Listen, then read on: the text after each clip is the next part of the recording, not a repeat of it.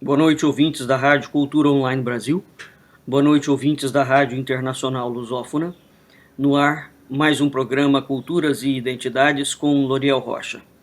Esse mês nós estamos dedicando o nosso programa ao messianismo político no Brasil. Nós vamos continuar hoje o assunto dos movimentos messiânicos em tribos, nas tribos indígenas brasileiras, logo no início do povoamento do Brasil. Para tanto, nós repetimos, estamos nos baseando no clássico livro de Maria Isaura Pereira de Queiroz, chamado O Messianismo no Brasil e no Mundo. Muito bem. Quando chegaram os portugueses no Brasil, conforme nós havíamos falado no programa passado,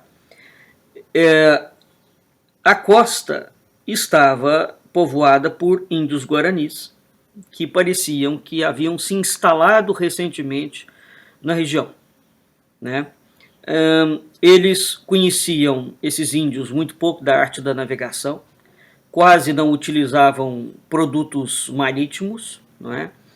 Por quê? Porque a alimentação, curiosamente, apesar do Brasil ter uma costa marítima imensa, é interessante porque o consumo de frutos do mar, não é?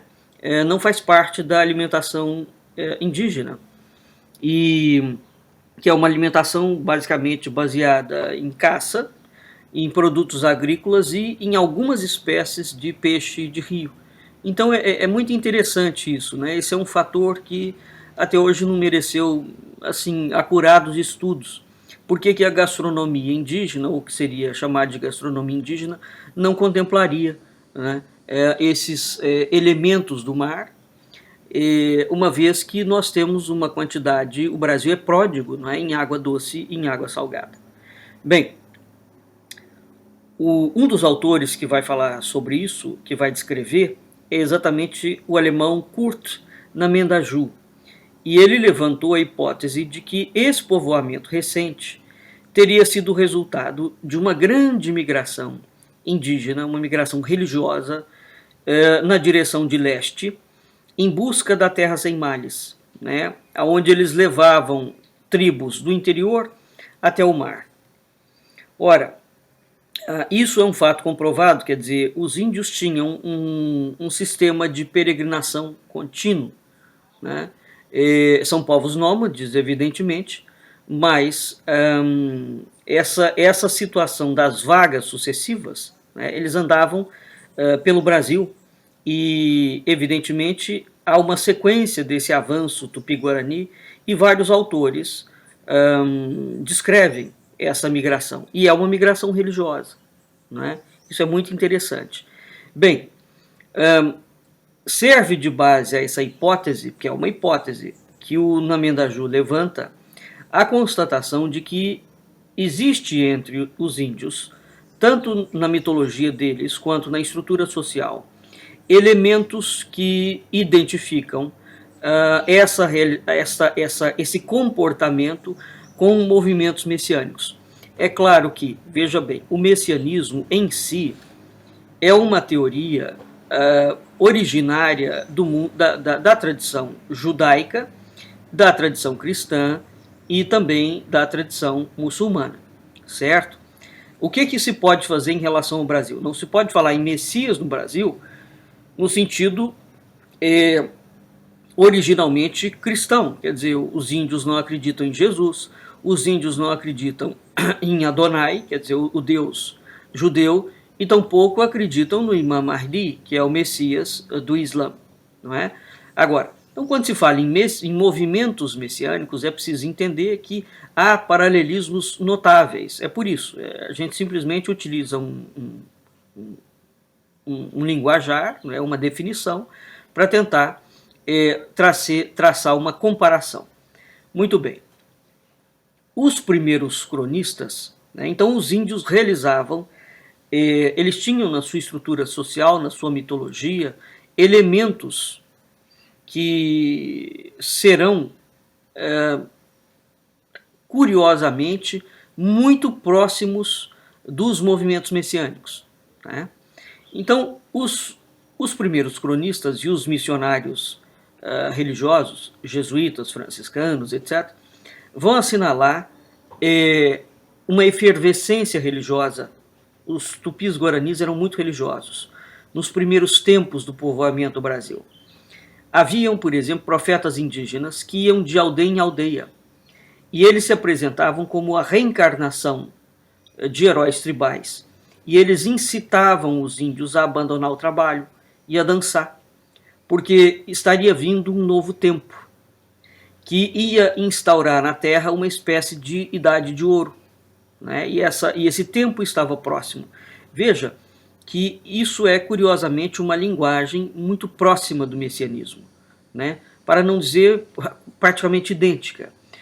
O padre Manuel da Nóbrega, por exemplo, faz uma descrição dessas ocorrências de uma forma muito detalhada, né?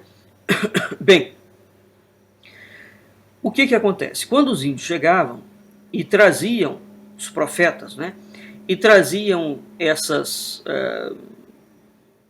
visões ou essas profecias de que era preciso abandonar o sistema porque estava vindo uma mudança, isso evidentemente abriu uma crise em razão dessas profecias. E essas crises determinadas não passavam, muitas vezes, de acessos de um entusiasmo coletivo. Isso também é preciso que se relate, que o Manuel da Nóbrega relata isso. Mas, ao mesmo tempo, é uma prática quase que contínua, né? Elas repetiam-se, então abre uma crise, essas crises se repetem, elas poderiam ou não redundar em migração. Várias dessas migrações foram registradas por cronistas, e essa migração era uma migração em busca de uma espécie de paraíso terrestre, que na tradição indígena brasileira é chamado de a terra sem mal, não é? Então, quando havia a profecia, surgia uma inquietação e surgia uma agitação religiosa que os missionários assinalam entre as tribos costeiras do Brasil. Evidentemente que essa agitação não era senão o sintoma precursor de uma migração a essa terra sem males, né?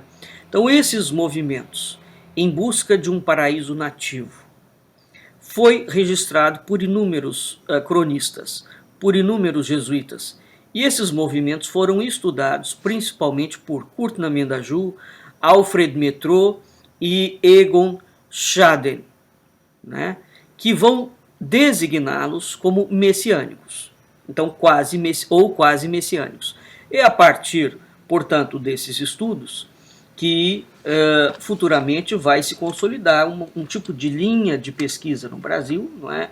Onde, evidentemente, a nossa autora de hoje, a Maria Isaura, é tributária.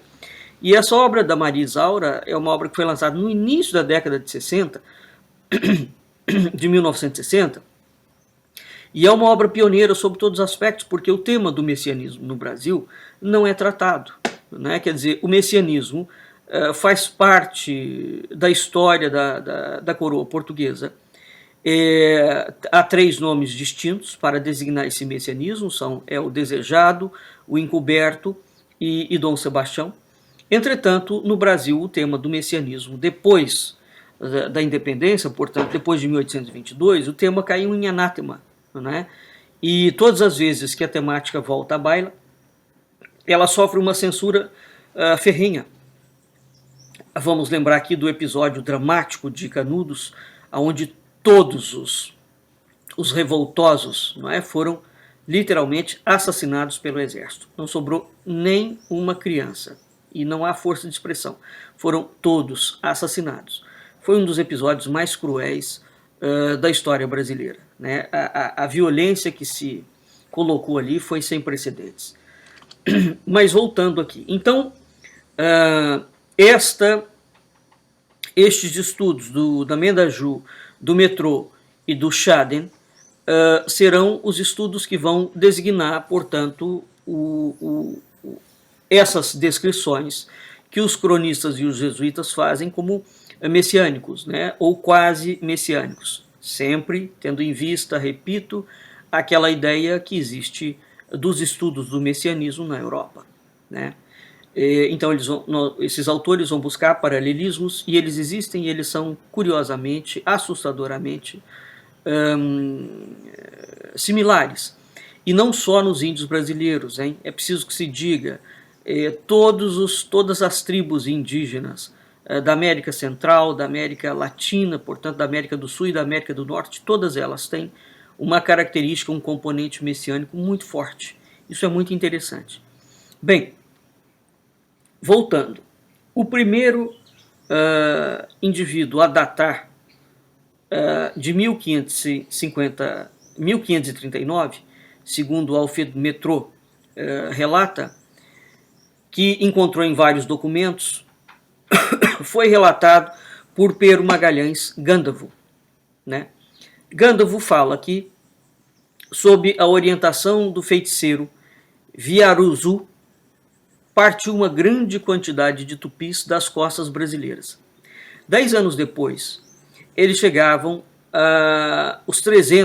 chegavam 300 à aldeia dos Chachapoyas, no Peru, onde eles vão despertar uma curiosidade muito grande, né?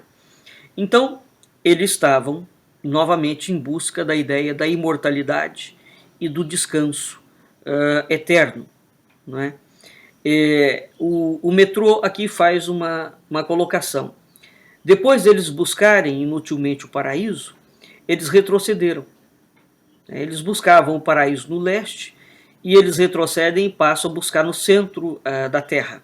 Então tem uma situação curiosa. Há, no meio daquelas peregrinações, uma mudança de orientação, né? Mas o atingir a imortalidade e o descanso eterno, que seria evidentemente encontrado dentro do paraíso, permanece.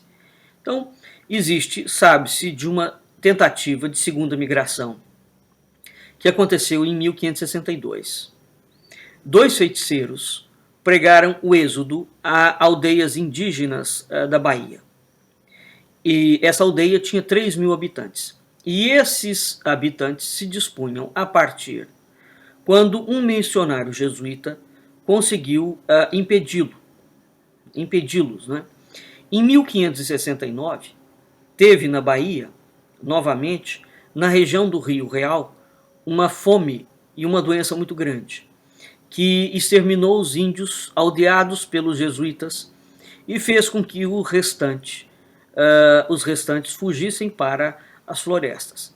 Ora, os fazendeiros, ao arrepio da lei portuguesa, escravizou muitos desses índios, né? E aqueles cativos imaginaram que lhes vinha falar um santo, o qual lhes mandava que fossem para as suas terras. E com isso, eles se levantaram, mataram portugueses, colocaram fogo em fazendas, roubaram o que podia, não é? E conseguiram, portanto, os jesuítas, não sem muito trabalho, fazê-los regressar às reduções jesuíticas, tá? Pois bem, por volta de 1600, os tupinambás migraram em 3 tropas em busca do paraíso terreal, né? E eles foram rompendo e conquistando terras. Depois que eles caminharam muito, eles acabaram se instalando na ilha de Tupinambarana. Tupinambarana, desculpe. A peregrinação que eles haviam feito foi uma peregrinação curiosíssima, porque eles atravessaram o Brasil na sua maior largura, né? Foram até o sopé dos Alpes, deram de cara com os espanhóis, retrocederam e se estabeleceram na ilha de Tupinambarana. Aonde fica essa ilha? Ela fica na confluência do Madeira com o Amazonas, né? Isso aconteceu em 1684. Veja que nós temos mais de um século, cronistas e religiosos descrevendo migrações indígenas religiosas, não é? Então, existe a citação de Maurício de Iriarte. Ele mostra que se tratava de uma busca também, essa migração que atravessa o Brasil inteiro, da terra sem males, né? Não é, portanto, uma fuga diante da penetração portuguesa no seu território. Essa observação do Iriarte é importantíssima. Por quê? Porque nós temos inúmeros livros, que dizem que os índios fugiam dos portugueses, não é? Bem, aqui nós temos que ver, em primeiro lugar, a legislação portuguesa. A legislação portuguesa, as chamadas ordenações do reino, não permitiam que o donatário de uma capitania tirasse os índios dos seus respectivos lugares, né? Quem fazia isso estava agindo ilegalmente. Houve esses casos? Claro que houve. É registrado isso. Entretanto, isso acontecia ao arrepio da lei portuguesa, que era muito clara e era muito severa quando descobria esses casos. Bem, um segundo ponto de erro da historiografia, proposital, né? Então, ao desconsiderar essa característica religiosa dos índios, porque os índios brasileiros são tribos nômades, né? Como você tem várias tribos árabes, por exemplo, que vagueiam pelo deserto e são nômades. Então existe uma característica, as tribos indígenas brasileiras, até que se prove o contrário, os índios brasileiros não constituíam uma cultura ou uma civilização estacionada num determinado local, como nós vemos, por exemplo, nos Alpes, né, nas chamadas culturas andinas, como nós vimos, por exemplo, no México, na América Central, na América do Norte. Quer dizer, existe, portanto, uma diferenciação de população, e essa diferenciação tem que ser estudada. Portanto, os índios, quando migravam em massa, isso não era uma fuga diante da penetração portuguesa, era a busca da terra sem males. Ora, algumas migrações, que vários autores vão citar, se dão ao revés do que habitualmente se coloca, isso é, em lugar deles partirem do interior para o litoral, né, na crença de que a terra sem males se encontrava do outro lado do oceano, eles partem do litoral para o interior. Então veja, nós temos os dois tipos, no sentido leste-oeste e no sentido oeste-leste. E também nós temos as migrações sul-norte e norte-sul. Havia um processo intenso de migração, né? Então, mais do que, digamos, as decepções, né, que na busca e não se encontra, Metrô levanta a ideia, uma hipótese, de que o vago conhecimento que os tupis tinham da existência do Império Incaico vai poder tê-los feito tomar o caminho do oeste. Quanto a mim, essa hipótese do Metrô carece um pouco de fundamento. É impossível que os índios brasileiros não soubessem do Império Incaico, tá? Essa situação realmente não se propõe, sobretudo porque eles migravam muito, né? Havia uma forte teia de comunicação e nós temos que levar em consideração a grande malha viária que havia no Brasil, chamada de Caminho de Piabiru. O Caminho de Piabiru era uma das coisas mais impressionantes, é como se fossem grandes avenidas. Ele era tão impressionantemente descrito que só vou dar aqui para vocês um único exemplo. Ele era um caminho todo calçado.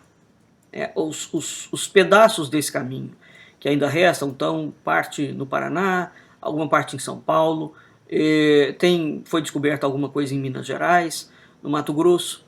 Ele foi praticamente todo dizimado, mas é possível fazer um mapeamento desse caminho. Muito bem. Esse caminho, primeiro, Há locais no caminho em que ele tem uma largura de 6 metros. Veja, 6 metros de largura é hoje uma rua em qualquer lugar do mundo, para passar 2 carros. Tá? Então, nós temos aqui, é preciso perguntar, mas o que passava num caminho que tinha 6 metros de largura? De tanto em tantos quilômetros, havia uma construção de pedra. Preste atenção a isso. Havia uma construção de pedra, repleta de comidas e de água fresquíssima, com um pomar perto, para que os viajantes repousassem naquelas casas, né, e descansassem para prosseguir a viagem. Isso é um negócio tão impressionante que, de fato, faz alusão de que nós estamos diante de um paraíso. Não é?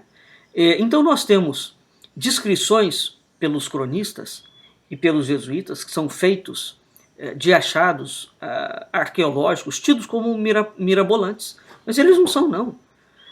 O criminoso na história brasileira é o seguinte: todos esses dados, se fossem estudados na Europa, nos Estados Unidos, eles dariam uma outra leitura antropológica, sociológica, histórica para a pré-história brasileira, né? A história pré-cabralina, vamos dizer assim. Aqui não. Aqui o caso é tratado na maior desconsideração. Muito bem.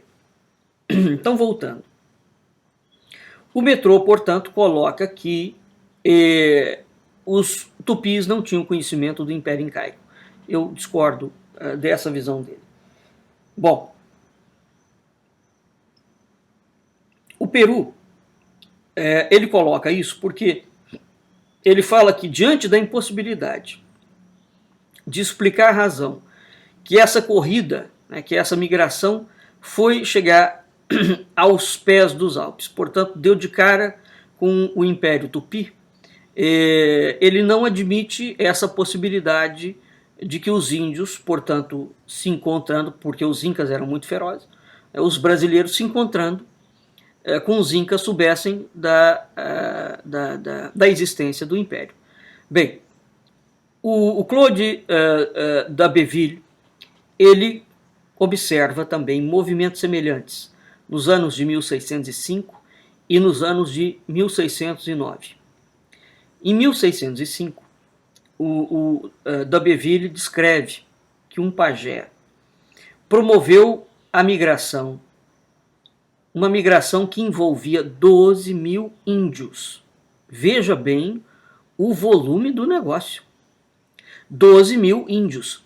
Eles saíam de Pernambuco, foram em direção à ilha de Maranhão, aonde outros índios já tinham se refugiado, escapando dos portugueses. Ora, então o que acontece? Esses 12 mil que estão migrando com o pajé afirmara que não nascera de pai e de mãe, e sim que ele nasceu da boca de Deus.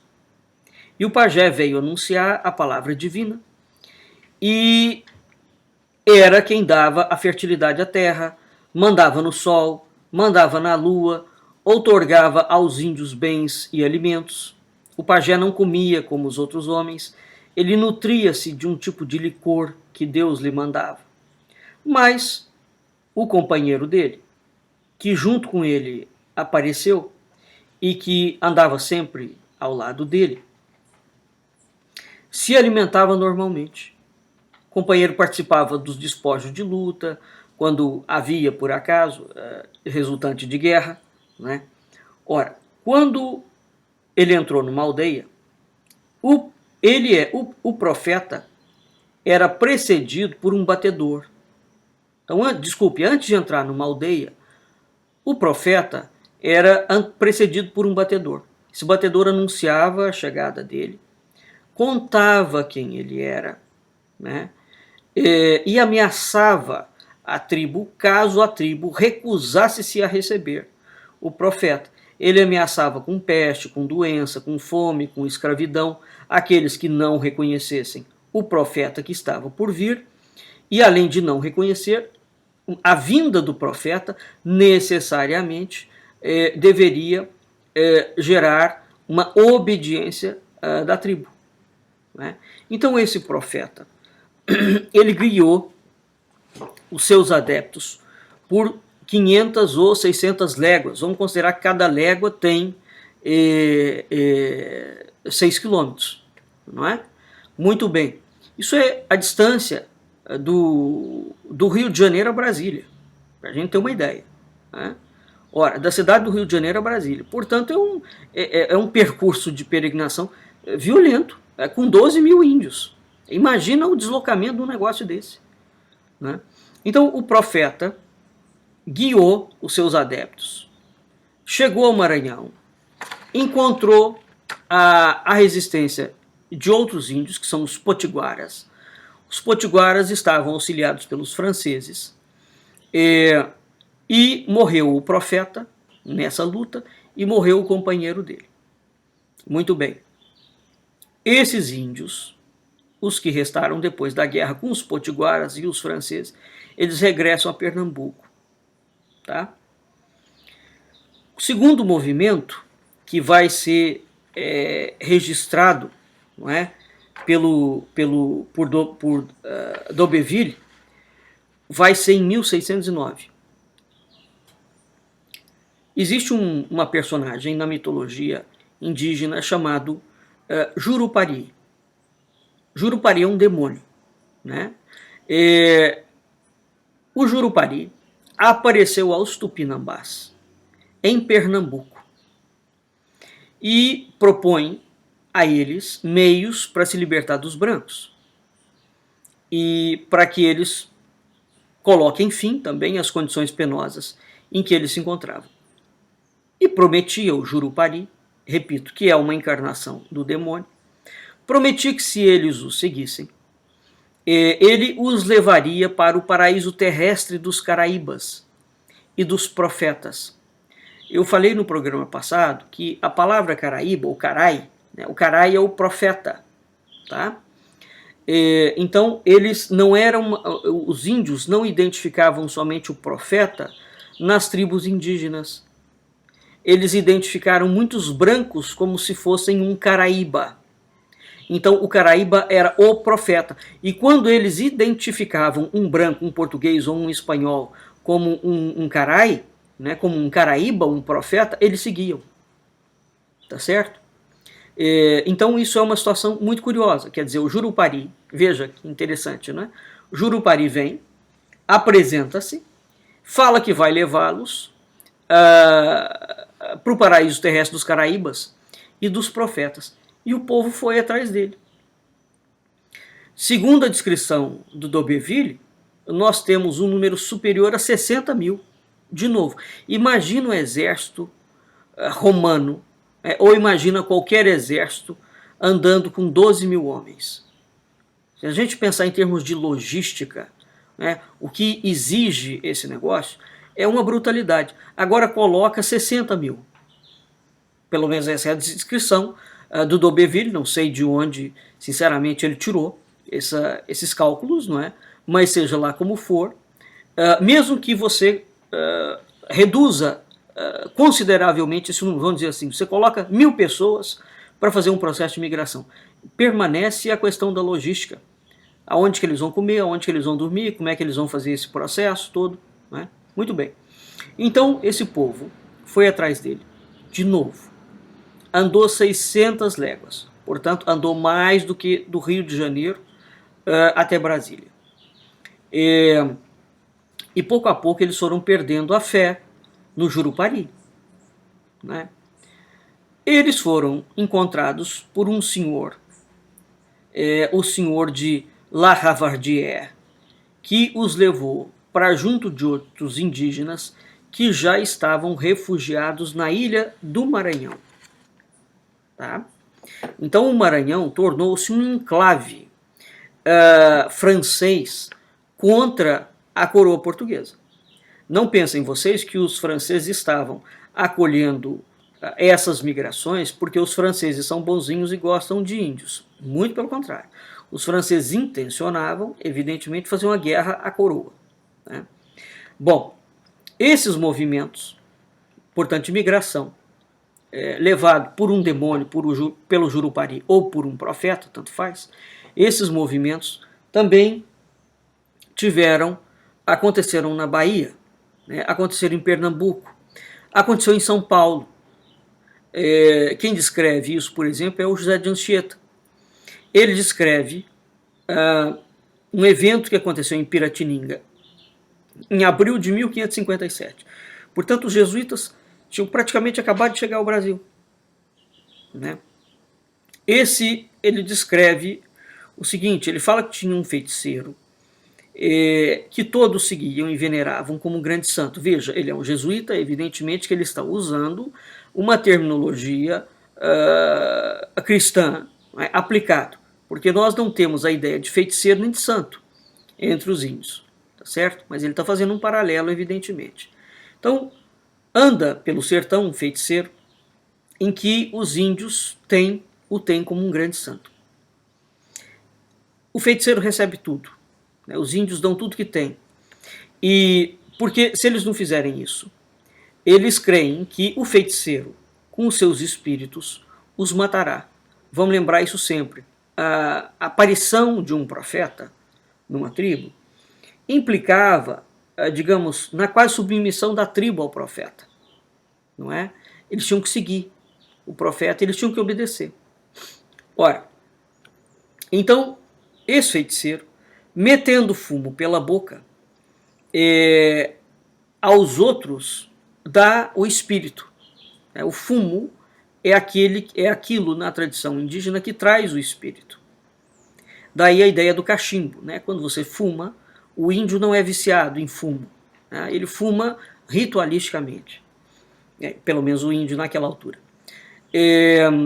Então, o cacique colocava fumo na boca dos indivíduos, transmitia o seu espírito e fazia, portanto, com que os outros índios, os semelhantes, o seguissem. Ora, os índios andavam, portanto, seguiam todos, andavam, deixavam as suas próprias casas. Contudo, alguns índios denunciavam o feiticeiro por mentiroso, né? E evidentemente que muitas dessas denúncias ou desse comportamento diferentemente do tribal, a gente começa a perceber também que essas denúncias vão surgindo depois de uma catequese, certo? Então é preciso entender, né, até que ponto, e isso na historiografia, os autores fazem questão de passar batido, né? Quer dizer, há uma religiosidade indígena específica, nativa dos gentios, e nós temos um outro tipo de religiosidade ou de pensamento que começa a surgir depois do processo de catequese, certo? São dois momentos distintos. Então é nesse segundo momento distinto que a gente vai ver efetivamente essa mudança, digamos, de comportamento e inclusivamente tal como esses descredenciamentos, essas acusações, né? Ora, por volta de 1590 existe uma outra descrição. Um indígena, esse descrito, já havia sido educado numa aldeia jesuítica, na aldeia jesuítica de Pinheiros. Esse indígena se fez passar por um santo e ele reuniu à sua volta muitos fiéis. Um dia, esse tipo assaltou a aldeia à frente dos adeptos, né? Entrou na igreja, decapitou a imagem de Nossa Senhora e entronizou-se no altar, dizendo que ele era a Santa Maria, não é? Então, esse índio foi atacado pelos portugueses e foi exterminado. Junto com ele foi exterminado quem acompanhava. Então, esses movimentos todos vão tomando uma forma diferente de vários movimentos, né, que aconteciam na Bahia, em Pernambuco. Quase todos esses movimentos eram pacíficos, né? Entretanto, de vez em quando surge efetivamente algum outro tipo de movimento que não é pacífico.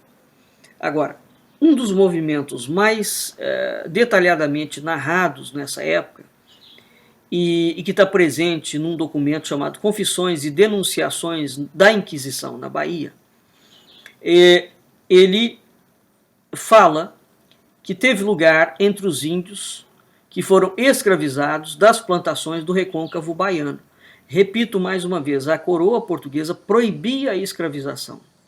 Tá? Se isto foi feito, e foi feito, isto foi feito ao arrepio da legislação portuguesa. Né? Um índio de nome Antônio, veja que o nome já está cristianizado, né? Ele havia sido educado na casa jesuítica de Tinharé. Ele chefiou uma seita em que elementos cristãos vão se misturar a elementos indígenas. Perceba que a ideia, abrindo um parênteses aqui, da Umbanda, né, futuramente, onde você tem a mescla de tradição da cultura religiosa cristã com a cultura religiosa indígena, né, e com a cultura religiosa africana, vai resultar nas práticas da Umbanda, tá certo? Então a Umbanda é muito mal vista, evidentemente, por preconceito religioso puro e simples, mas a Umbanda constitui um forte componente, um campo de estudo muito interessante no que diz respeito à cultura oral e simbólica tradicional luso-afro-brasileira. Exatamente por isso, porque ela mescla elementos cristãos com elementos indígenas. Não é? Bem, então esse índio, esse Antônio, ele reuniu em torno de si um número de adeptos, e esses maiorais formavam um tipo de uma corte celeste de santos e santas. E havia também nessa corte bispo, sacerdote, sacristão. Né? A pregação do Antônio se desenrola primeiramente no sertão, entre os índios escravos fugidos das plantações. E essa pregação, evidentemente, frutificou muito. Né? Afirmava o Antônio, que era um santo, que era chegado o momento dos índios retomarem, não é retornar não, retomar o lugar dos senhores. Ou seja, se eles eram escravos, eles deveriam escravizar. Aí você fala, bom, o índio ele pegou esse comportamento português. Claro que não. Os índios brasileiros, quando entravam em contendas, em guerras, e eles guerreavam muito entre si, havia o despojo de guerra. Né? Quem não era morto era transformado em escravo. A prática da escravidão é uma prática que está presente em todos os povos do mundo. Ela não veio com branco, não. Né? Ao contrário do que diz essa literatura esquerdista internacional. Ora, então, o Antônio propõe que a escravização dos brancos. E por isso ele fala que Deus o havia enviado a pregar, né, para aqueles índios cativos, exatamente por conta disso, que era chegado o momento de punir os brancos. Então, o ídolo que eles adoravam vai libertar os fiéis do cativeiro. Então, os brancos, a partir daquele momento, vão passar a trabalhar. Né? E ele colocava que os brancos que se recusassem, os índios que se recusassem, olha a ameaça novamente, vão ser transformados em árvores ou em pedra. Tá? Bem, para além da libertação dos índios da escravidão, pretendia também o novo Papa, ele se auto-intitulava Papa, emendar a lei dos cristãos, que estava errada. Então, ele passa a instituir uma nova religião, que é o sincretismo entre o catolicismo e as cerimônias nativas. É este caso do Antônio, especificamente, que estará no bojo.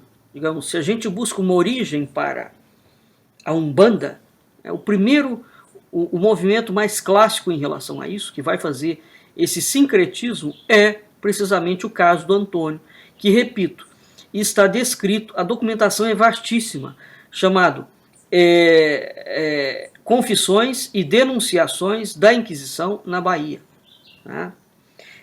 São páginas em que aparecem os relatos, são inúmeras páginas, tá bem? Então, tá tudo lá, quer dizer, é preciso ir lá e ler os documentos. Bom, a descrição, uma outra descrição de Diogo Dias vai patentear uma quantidade de elementos cristãos no ritual dessa seita. Vai dizer o seguinte: eles tinham um ídolo de pau em uma casa ao modo de igreja, na qual estava uma pia de batizar, onde os mesmos índios se batizavam uns aos outros, e uma outra pia com água benta, com o seu isope, e um altar com seus castiçais de pau, e uns livros de folhas de tábuas de pau, com certas letras escritas, porque eles, a seu modo, liam, e com uma cadeira feita de um só pau inteiro, em que eles, como no confessionário, confessavam as fêmeas, arremedando e contrafazendo os usos e cerimônias que se costumavam fazer nas igrejas dos cristãos, mas tudo isso contrafeito, a seu modo gentílico e despropositado. Isso é a descrição de Antônio Dias. Tá certo? Pois muito bem. Então veja, nós temos aqui claramente já delineado elementos do ritual cristão, e junto a esses elementos dos rituais cristãos, do ritual cristão, nós temos elementos indígenas. Não é? Bem, aqui, repito, isso é a base daquilo que futuramente vai ser a Umbanda. Tá? Ora, o Papa, eles tinham um nome para o Papa. O Papa era chamado de Tupanazu. Tupanazu quer dizer Deus grande. Né? Tupã, vamos lembrar que Tupã é o deus de uma parcela dos indígenas. Então o Papa é chamado de Tupanazu. Ora, esse Deus grande, que é o Tupanazu, foi identificado com o Antônio. Os indígenas cristãos, ao se rebatizarem, eles tomavam nomes nativos, como, por exemplo, Unduari, Bujuri, etc. A cidade de São Paulo talvez seja uma das cidades, o estado de São Paulo talvez seja um dos estados que tem o maior número de cidades com nominação indígena. Né? Todo mundo pode pensar que sempre foi assim. Não, não é não. Os paulistas, por uma política absolutamente falaciosa, porque eles criaram um mito indigenista depois da República, eles resolveram, por decreto, mudar os nomes das cidades para dizer que os paulistas privilegiam a cultura indígena. Né? E isso cria uma confusão tremenda, porque dá a ideia de que havia muita tribo naquela localidade, etc. Tal. A coisa não é bem assim. A história brasileira tem uma série de gaps que é preciso ter muito cuidado. Agora, certamente, a prevalência de nomes indígenas, não só na toponímia, bem como nos nomes próprios brasileiros, é um fato. Então, quando os indígenas cristãos se rebatizavam, eles vão tomar nomes nativos. Tá? Nos ritos, era rebatizado nessa religião sincrética, que misturava ritos cristãos com ritos indígenas. Veja, quando eles iam para as missões, eles eram batizados e recebiam o nome cristão. Quando eles voltavam, aqueles que aderiram a essa religião sincrética, eles eram rebatizados. Então, eles voltavam a ter nomes indígenas. Né? Então, nos ritos era utilizado o tabaco, que é considerado uma erva sagrada. O tabaco é uma erva que carreia o espírito, não é? Então, a fumaça eles engoliam a fumaça do tabaco, e ao engolir a fumaça do tabaco, essa fumaça produz um transe hipnótico, né? E o ídolo, portanto, através das canções que eram copiadas ao catolicismo, ele era reverenciado com danças, com cantos religiosos da maneira indígena. Evidentemente que a gente não tem, sob nenhum aspecto, esse tipo de descrição dentro do cristianismo, certo? Ora, então essa situação toda é curiosíssima, né? Eles contavam que o Papa, portanto Tupanazu, havia escapado do dilúvio metido no olho de uma palmeira. Ora, isso é muito curioso, porque isso é o quê? Isso é uma reminiscência de um dos mitos do herói cultural. Porque uma das características do herói é que ele escapa ao fim do mundo, né? Então, esse mito foi registrado por TV na cosmografia universal, né? No período do Brasil, no início do Brasil. Bem, ora, o rebuliço por essa ocorrência do Antônio nas plantações baianas, esse caso foi um caso tão extraordinário que o governador da Bahia enviou uma tropa para acabar com a seita do Antônio, né?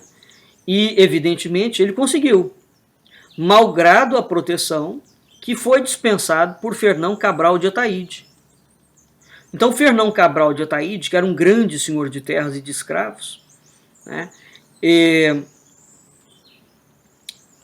opôs-se a essa intervenção do governador da Bahia, né, porque foi o Cabral de Ataíde que havia agasalhado o Antônio nas suas terras em Jaguaripe.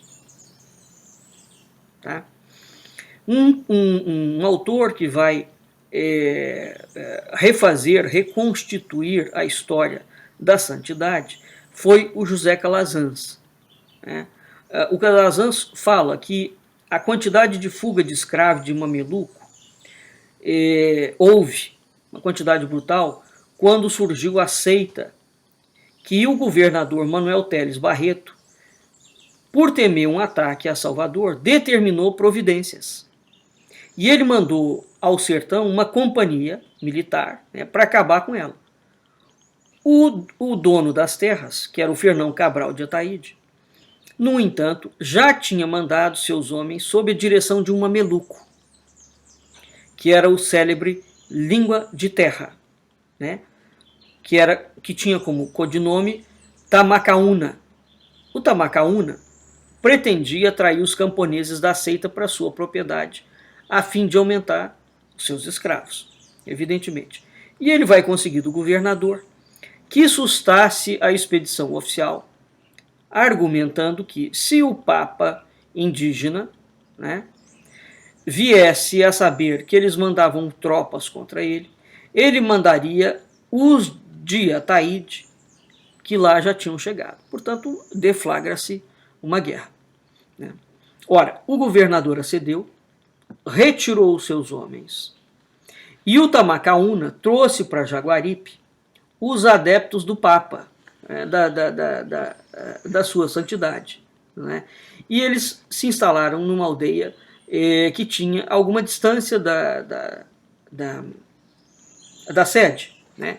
Então, o Papa, Papanazu, não se instalou, porque ele estava temeroso daquilo que podia acontecer, e ele foge durante a viagem.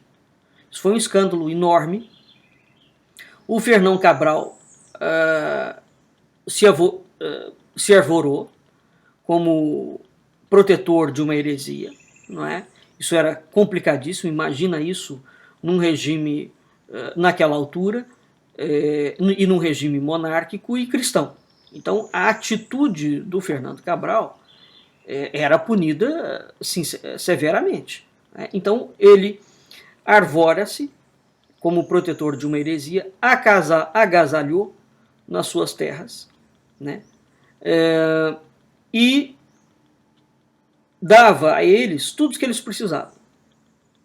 Ora, ele recebia, portanto, o Fernão Cabral recebia à mesa um líder chamado Santinho e uma índia que eles chamavam de Mãe de Deus, sendo acusado por conta disso também de participar das cerimônias gentílicas e de acreditar na abusão. Ele vai além.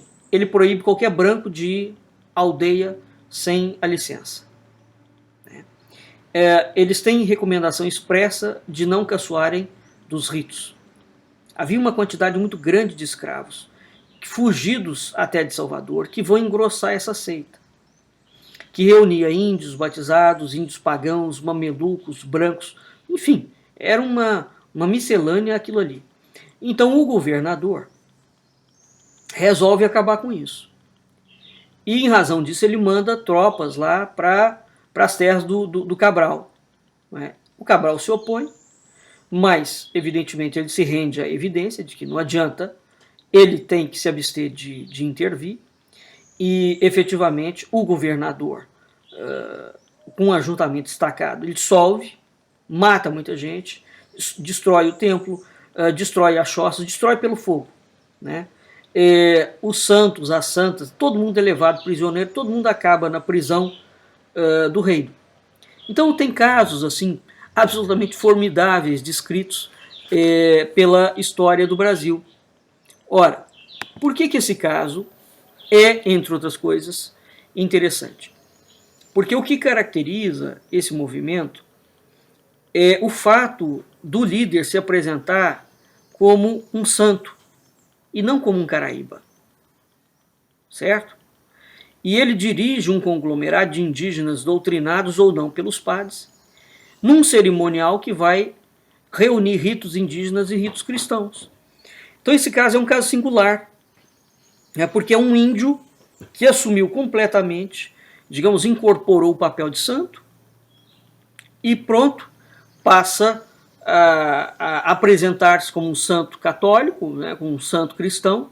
Entretanto, ele recupera os cultos, os ritos e as tradições indígenas. Então, nesses 2 primeiros séculos do povoamento do Brasil, há uma sequência de movimentos messiânicos violentos e não violentos. Há movimentos indígenas, existem movimentos sincréticos, e isso tudo vão enriquecer enormemente a paisagem religiosa. Né? Ora, a partir do século XVIII, a gente deixa, de certa forma, de ouvir falar neles na zona costeira. É lá que eles estavam sendo observados, né? E é na região paraguaia que passa a proliferar uma quantidade imensa de messias. E os cronistas locais vão considerá-los como uma classe especial de magos, que vai ser sobreposta à dos chupadores. Chupadores eram os médicos feiticeiros comuns. Né? Então, Metrô, por exemplo, é de opinião que muitos desses índios foram ali muito mais numerosos do que no resto da América do Sul. Então veja, nós temos, em termos de escalonamento temporal, né, movimentos no norte e depois movimentos na região dos Guaranis, no Paraguai. Né? Então a gente tem movimentos que são descritos por vários cronistas no século XVI e XVII, nós temos movimentos no século XVIII e XIX, e nós temos movimentos no século XX, como por exemplo os mochos. Tá? Portanto, ocorre que, independentemente do tempo, de 1500 até o século XX, nós temos 500 anos. Né? Você poderia pensar, mas a questão messiânica cedeu. Não cedeu, não. Não cedeu, não. Aliás, o messianismo é um fenômeno curiosíssimo, porque ele independe de tempo, de época, de instrução, de cultura. É um fenômeno curiosíssimo. Repito, no Brasil, nós estamos vivendo agora, nesta campanha eleitoral, ela é uma campanha completamente fundamentada no messianismo político.